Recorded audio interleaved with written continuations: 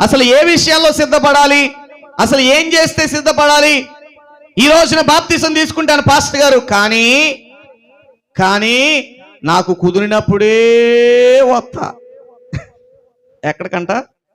కుదిరినప్పుడే వస్తా. అలాంటప్పుడు నీకు బాప్తిసం కూడా అనవసరం అమ్మా.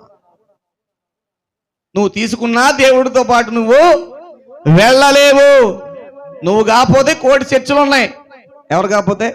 నువ్వు కాకపోతే కోటి చర్చలు ఉన్నాయి అని అనుకునే వాళ్ళు కూడా లేకపోలేదు. నువ్వు ఎక్కడికి వెళ్ళినా ఇదే వాక్యం.